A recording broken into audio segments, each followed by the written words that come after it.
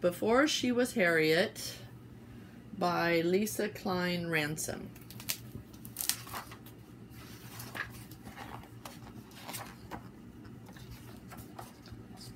Here she sits, an old woman, tired and worn, her legs stiff, her back achy.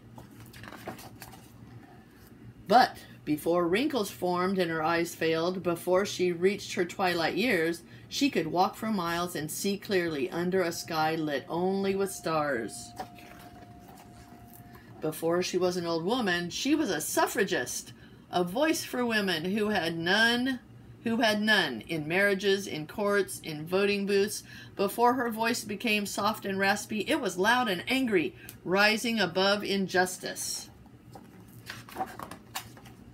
Before she was a suffragist, she was General Tubman, rising out of the fog, armed with courage, strong in the face of rebels and planters and overseers as they watched fields burn and bridges fall, and 700 slaves stop chopping and start running to a woman who ferried them to freedom on the Combahee River, turned River Jordan.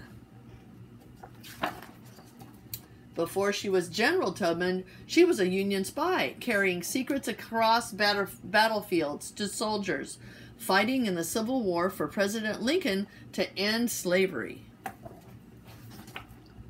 But before she was a Union spy, she was a nurse, caring for those hit with bullets and hatred and fear, tending to them with bandages and words in the bloody dirt of Southern soil. Before she was a nurse, she was Aunt Harriet, daughter of Ben and Rit, who helped her parents flee their master and find their way through woods and streams to the safety of Canada and a new home in the North. Before she was Aunt Harriet, she was Moses, a conductor on the Underground Railroad, with no trains and no tracks, just passengers traveling to freedom up north, through swamps, past slave catchers, across rivers, under the cover of night. Seeking the promised land for her people, led by dreams and God and faith, a wisp of a woman with the courage of a lion. So brave.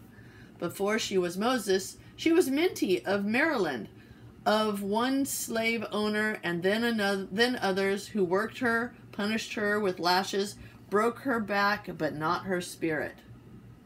Ooh. Before she was Minty, she was Araminta, a young girl taught by her father to read the words and the stars at night, readying for the day she'd leave behind slavery along with her name and pick a new one, Harriet. And remember her days as a suffragist, as a general, as a spy, as a nurse, as Aunt Harriet, as Moses, as a conductor, as Minty, as Araminta, who dreamed of living long enough to one day be old, stiff and achy, tired and worn and wrinkled and free. Oh, that's really good.